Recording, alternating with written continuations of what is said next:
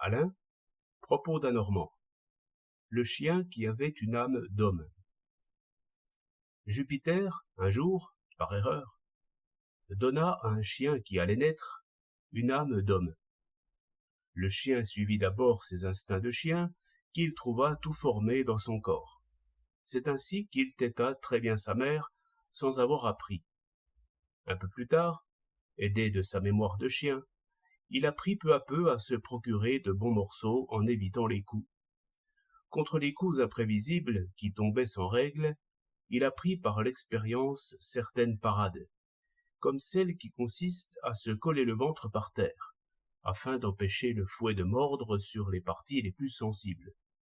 Comme il trouvait aussi beaucoup de bonnes odeurs d'aliments à lécher sur les mains de son maître et sur la figure des petits garçons, il passa pour un chien aussi affectueux que respectueux. Ainsi, avec sa seule âme de chien, il apprit en même temps à parler et à mentir. Bientôt, ses prévisions dépassèrent le seuil. Il sut distinguer entre ceux qui frappent quand on aboie et ceux qui s'enfuient. Dès qu'il sut menacer les faibles et flatter les puissants, il fut promu chien de garde, sans s'en douter. Comme il n'était pas à la chaîne, il mena une assez bonne existence de chien, mordant quand il était le plus fort, menaçant quand il avait peur, quêtant aux ordures, prenant son bien où il le trouvait, aimant selon la rencontre et dormant sans remords. Un jour qu'il tournait en aboyant après sa queue, son âme d'homme s'éveilla. Il vit soudain qu'il essayait de se mordre lui-même, et pourquoi il n'y arrivait pas. Cette découverte l'écrasa. « Je ne suis donc qu'une bête ?» se dit-il.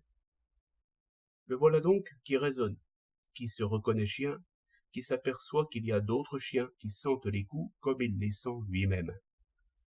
Déjà, il n'avait plus goût à les mordre. En vérité, tout en mangeant, il souffrait parce qu'un chien maigre le regardait à travers la grille. Il devint bon, mais les autres chiens le méprisèrent. Il voulut les instruire, mais ils lui dirent « Si tu es plus savant que les autres chiens, prouve-le en mangeant leur soupe. Qui partage est faible, qui est faible est sot. » La conclusion lui paraissait acceptable, car il était gros et fort. Mais le raisonnement lui semblait stupide. Il n'avait plus toujours l'œil sur sa soupe. De temps en temps, il regardait ailleurs.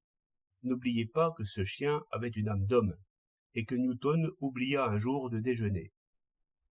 Enfin, il crut comprendre que la stupidité des chiens tenait au métier d'esclave qu'ils faisaient, et il les harangua afin qu'ils se missent en révolte. Mais on lui prouva que l'état d'esclavage était le meilleur. On lui cita 2 ou 3 chiens errants qui crevaient de faim. « Qui vous nourrira, disaient les vieux, si vous n'avez plus de maître ?» Ils détalèrent sans écouter sa réponse, parce que c'était l'heure du boucher. Après plusieurs épreuves, il connut enfin qu'un chien ne peut rien faire d'une âme d'homme. Il la rendit à Jupiter. 4 novembre 1908.